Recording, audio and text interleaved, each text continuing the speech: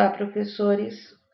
Retomando para a segunda parte dessa nossa TPC, que será bem breve, na verdade, porque eu quero destacar apenas alguns recursos, algumas possibilidades que estão sendo disponibilizadas e utilizadas, sabendo que a vivência, a experiência de vocês, professores, é muito mais rica e muito mais fértil nesse campo quando trazemos como referência a concepção de ensino híbrido.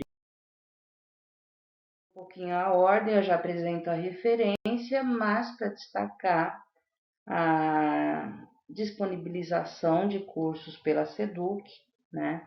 Os cursos de ensino híbrido e de formação básica e aprofundamento de tecnologia, por sinal faz parte de um componente do Inova, retomar a questão da utilização dos conteúdos integrados que são disponibilizados no Centro de Mídias, e tudo oriundo, né, toda essa reflexão oriunda da vinda desse guia do ensino híbrido, que na verdade são passos, são sugestões que são ofertadas para a rede e que são objeto de estudo, né, junto aos professores coordenadores, possivelmente desde a semana passada.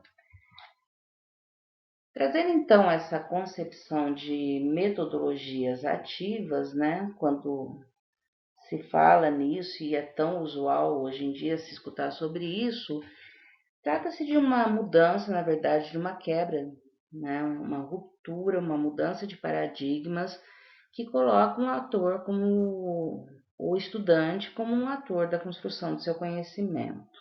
Então, quando nós ressaltamos essa questão da autonomia, da questão do protagonismo, a gente perpassa pelo paradigma que embasa a questão da metodologia ativa. Posto que a proposta basilar perpassa, então, pela questão do protagonismo, da participação dos alunos, da autonomia no processo de aprendizagem, decorre desse discurso outras situações a serem pensadas. Primeiro, tratando da diversidade de alunos e da diversidade de aprendizagens. Então, pensar no aluno de forma individualizada, oferecendo uma educação personalizada que respeitasse ritmos e interesses, são premissas que são abarcadas quando a gente fala em metodologias ativas e na proposta de ensino híbrido. Endossando essa discussão e também articulada a estudos da neurociência, temos o entendimento de Gardner e a sua articulação com estudos educacionais sobre as inteligências múltiplas, né? Estabelecendo aquela situação de análise, de reflexão crítica que uma escola deve considerar em seu processo educativo. Será que nós levamos em conta as capacidades inatas dos estudantes? Ou nós estamos formatando nossas aulas, desenhando nossas aulas de forma nivelada, sem pensarmos nessa perspectiva de aprendizagens múltiplas e diferenciadas? Então, se partirmos dessa premissa defendida por Gardner sobre a existência de inteligências múltiplas, né, algo posto, como fazer então para que cada estudante tenha suas capacidades contempladas e reconhecidas e a escola se valha disso como potencial e não como um fator limitador? É o questionamento que nós nos colocamos. A resposta possível está focada na característica fundante do ensino híbrido, que é a personalização, pressupondo que o estudante terá opções, escolherá caminhos para atingir o objetivo do estudo proposto. Em outras palavras, aquele que aprende estará no centro do processo e terá autonomia, palavra-chave, autonomia, para buscar a superação desses desafios de aprendizagem, para desenvolver suas habilidades que necessita. Essa autonomia pressupõe protagonismo, que vem aliado também ao desenvolvimento coletivo das ações. Essa autonomia é concretizada nas ações e atitudes e confere ao estudante protagonismo, entendendo que ele é responsável pelo processo de aprendizagem, né? Mas para construir esse protagonismo, o ambiente escolar tem que estar vinculado, né, a práticas de princípios democráticos de convivência e desenvolvimento das atividades, já que essas atividades elas vão acontecer a partir de grupos e não de forma individualizada. Então, a ação cooperativa também é um pressuposto presente dentro das características do ensino híbrido. Então, o ensino híbrido propriamente é uma metodologia que mescla a realização de atividades presenciais e não presenciais, personalizando o ensino, né? É uma mescla de atividades que é defendida por especialistas como Lilian Bassic como uma mistura metodológica que impacta a ação do professor em relação ao ensino e a ação dos estudantes no tocante às situações de aprendizagem. Assim, o ensino pode ocorrer de modo online e presencial, com combinação de atividades. E podem ter várias modalidades. O ensino híbrido pode contemplar várias modalidades. Eu cito aqui 3: rotações por estações, laboratório rotacional e sala de aula invertida. Entendendo um pouquinho o que é essa concepção de desenvolvimento, vamos pensar na prática então. Na questão das rotações por estações, elas consistem na criação de uma espécie de circuito na própria sala de aula, em que cada estação deve propor uma atividade diferente sobre o mesmo tema central. Então, partindo de um tema como globalização e dividindo-se em 3 estações, por exemplo, nós vamos ter um grupo, uma estação, na qual os estudantes podem ouvir uma entrevista sobre o futuro do mercado de trabalho. Na segunda estação, ler uma notícia sobre economia. E uma terceira, fazer um jogo sobre a quebra das fronteiras econômicas entre países. Enfim, fazer ações independentes, mas tendo um tema central como fio condutor. Dessa forma, e pensando numa estrutura organizacional, nós vamos ter estudantes que são divididos em pequenos grupos de 4 ou 5 pessoas, enfim, essa dinâmica é o professor que estabelece. Cada estação ela tem um tempo pré-determinado de permanência e as ações devem ser independentes e apresentar atividades com começo, meio e fim. A dinâmica da metodologia pressupõe também esses momentos de interação entre estudante e professor. É o momento de sanar dúvidas, orientar projetos, explicar conteúdo, enfim, o papel de mediação que o professor faz, pensando nesse trabalho colaborativo e na condução de debates de ideias, de momentos criativos com os colegas, enfim, aquele momento em que se orienta, em que se resguarda que o processo realmente está sendo eficiente em termos de garantir uma aprendizagem significativa e qualificada. No laboratório rotacional, a questão é mais espacial, né? Porque as atividades são mescladas em espaço, sala de aula, laboratório, espaço de inovação, para uma aprendizagem rica e significativa, personalizando o ensino. Enfim, independente do espaço no qual acontece, seja no espaço físico, sala de aula, seja via remota, online, o mecanismo que se encontre, o que é importante realmente é se pensar na qualidade daquelas estações, né? De como está sendo elaborado o processo para que o aluno, dentro desse exemplo, se aproprie da concepção de globalização dentro de várias perspectivas, premissas, conteúdos e utilização de recursos.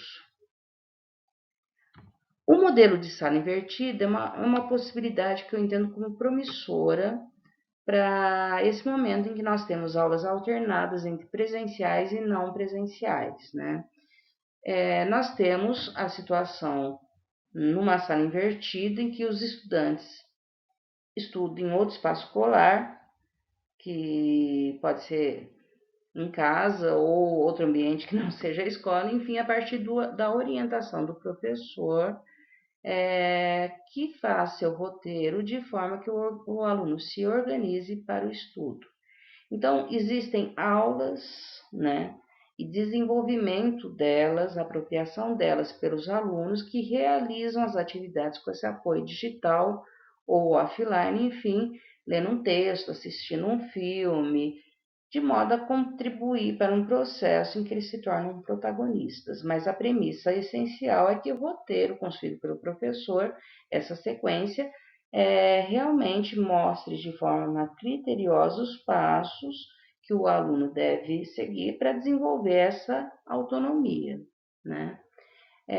As aulas presenciais, elas podem ser mediadas por tecnologia, mas o professor pode otimizar o tempo para promover trocas de experiências, ideias, enfim, reflexões sobre a temática, personalizando assim o ensino e sendo esse mediador que facilita a aprendizagem, né?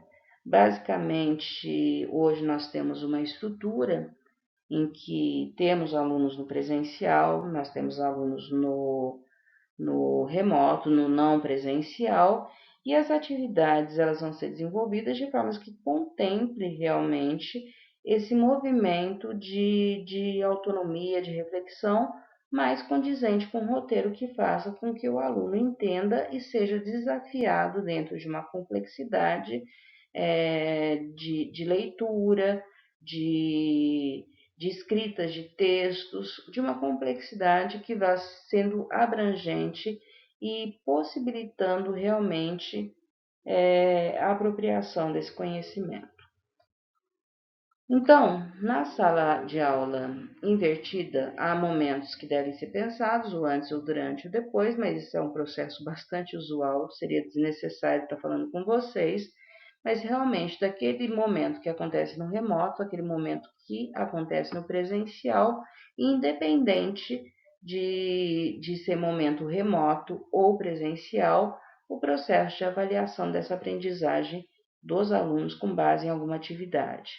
Então, nos momentos remotos são momentos apropriados. Hoje nós temos aulas pelo centro de mídias, o professor desenvolvendo essa dinâmica também, mas existe a possibilidade do aluno fazer um estudo direcionado, um estudo orientado, que está relacionado a pesquisas de biografias, imagens, relatos, enfim, toda uma dinâmica possível de ser construída numa sequência didática.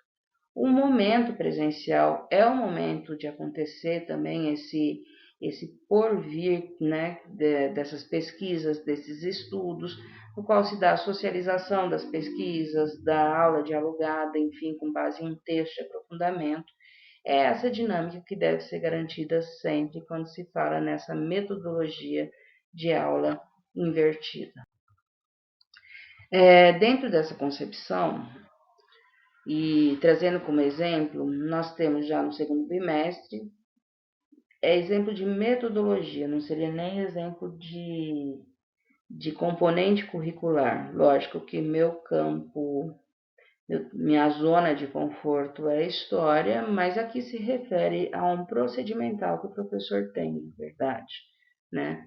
Que ao pegar uma habilidade essencial elencada por um sexto ano, como essa habilidade cujo descritor é explicar a formação da Grécia Antiga, com ênfase na formação da polis e nas transformações políticas, sociais e culturais, com todos esses objetos de conhecimento que são definidos, esse movimento realmente de estar acompanhando as aulas no centro de mídias, dentro daquele planejamento prévio e disponibilização desse cronograma, né, que o professor vai saber, vai ter conhecimento através do centro de mídias de qual é a programação, mas tem como referência também as habilidades essenciais elencadas, assim como aquilo que está disponibilizado no currículo em ação, né? E nesse movimento de planejamento, pode haver inserção de outras questões também, que daí é o espaço de divulgação que eu quero apresentar para vocês, apresentar não, né? Retomar, ratificar esse espaço como um campo de possibilidade, né?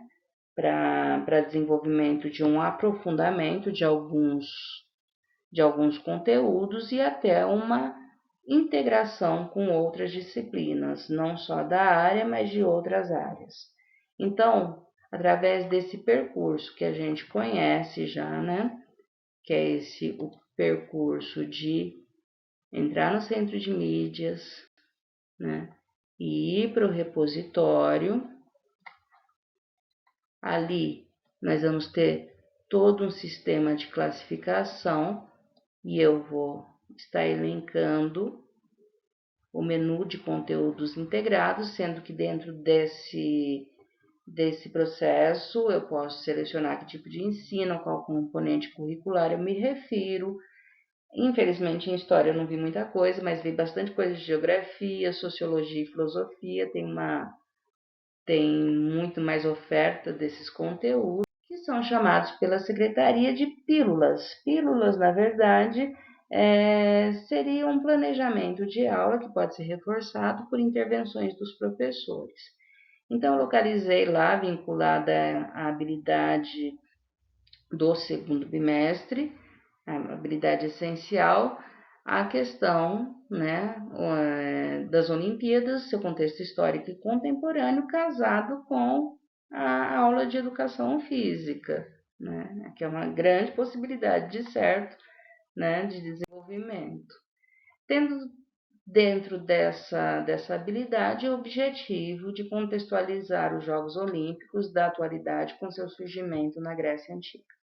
Enfim, essas pílulas que são oferecidas nos conteúdos integrados são vídeos curtos de, no máximo, 10 minutos, foi o que eu pude observar até agora, vídeos curtos, mais dinâmicos, né, que podem ser propostos para os alunos, tanto os alunos que estão no remoto, que não estão no presencial, né, e trazer essa dinâmica, essa reflexão, enfim, que perpassa, além da questão de explicitar o que são Olimpíadas, de contextualizar, né? Esse PowerPoint também é disponibilizado, aqui eu tenho um recorte, né? Ele tem mais conteúdos, porque tem essa parte de contextualização e essas questões, então, essa dinâmica que é proposta como forma de desenvolver atividade, de consolidar a aprendizagem, mas também de ser dinâmica, que faz parte dentro de uma adequação possível quando o professor quer vinculá-lo ao ensino híbrido, né? Então, nós temos aqui uma dinâmica no qual os alunos, dentro de um sorteio realizado, vão fazer um estudo. Então, é essencial perceber que esses alunos vão pesquisar a modalidade olímpica. Então, essa dinâmica pode ser feita em grupo, né?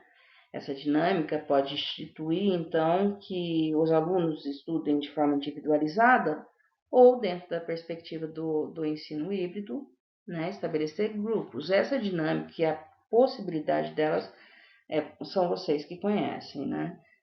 Vocês que desenvolvem. E existe essa possibilidade de utilizar mímicas para que o estudante apresente a sua modalidade e os outros tentem adivinhar, que está mais vinculado a uma proposta lúdica, mas passível de ser realizada, né?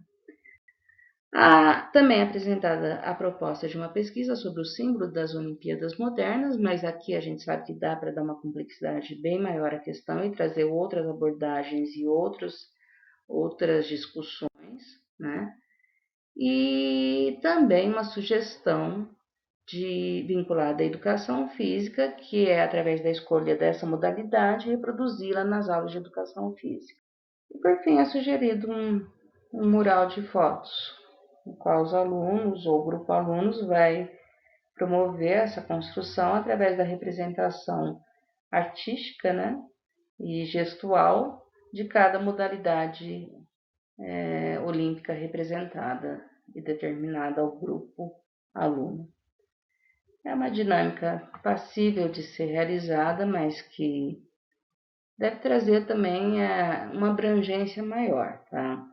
A gente tem aqui atividades focadas em pesquisa, mímica, representações gestuais, imagens, mas dentro da premissa de protagonismo, autonomia, a gente pode trazer abordagens mais complexas para isso, mas também pensando em algo que é muito caro ao desenvolvimento hoje do trabalho colaborativo, do trabalho em grupo, né? Trazer essa amplitude quando se fala no ensino híbrido. Então, essa dinâmica ela não deve ser pensada, então o aluno faz uma pesquisa, apresenta fim. É justamente o erro que se incorre quando a gente fala em um aluno que é reflexivo e que se apropria do conhecimento dentro dessa concepção que se tem de metodologia ativa. O trabalho ele não pode ser finalizado com uma pesquisa que vai ser analisada e se dá um retorno. É justamente esse trabalho de mediação, esse trabalho que o professor tem de trazer um repertório, elaborar uma discussão e dar complexidade a algo que aparentemente é simples, que faz com que o ensino híbrido ganhe uma valoração. Nós tivemos momentos críticos em várias Olimpíadas, né? Nós temos o potencial duvidoso de ter uma Olimpíada esse ano, não se sabe qual é o processo. Nós temos uma Olimpíada que aconteceu no Brasil e que trouxe todo um questionamento político para a época. São várias questões que, dada a sua complexidade e a avaliação do professor do perfil dos seus alunos, da faixa etária que eles estão, aqui nós estamos falando de uma habilidade do sexto ano, mas nada impede que eu pense nessa questão dentro de outras abordagens, né, de outras séries, de outros contextos, de trazer realmente esse elemento reflexivo para os alunos, né? Então, não é o elaborar uma pesquisa e me entregar uma foto que resolve dentro dessa premissa de ensino híbrido. É trazer uma pesquisa assim, mas que reflexão é possível dentro dessa pesquisa? O que mais ela me traz de informação? É o princípio da autonomia. E eu queria ter feito realmente uma TPC bastante breve, dentro daquilo que não é usual, não extrapolando muito os 25 minutos, porque eu gostaria que vocês, dentro da possibilidade, tempo disponível e vontade, né, que vocês acompanhassem essa discussão que foi apresentada na TPC de Ciência da Natureza e Matemática do dia 29/4, e o vídeo está disponível lá no site, aqui no site da diretoria, aqui no canal da diretoria do YouTube, tá? Com a diretora de escola estadual, Mônica Marcunas, que falou sobre governança internacional e escola, como esse espaço se conectam, então, porque eu achei bastante direcionada a todos os professores, não só de ciência da natureza, mas é uma abordagem bastante profunda sobre essa e uma reflexão sobre a educação contemporânea e esse processo histórico, como vai se construindo. Então, se houver a possibilidade, né, e tempo para vocês acompanharem essa live, foi muito interessante e nós indicamos. Um bom trabalho a todos e posteriormente faremos mais aprofundamentos das questões, tá? Um abraço.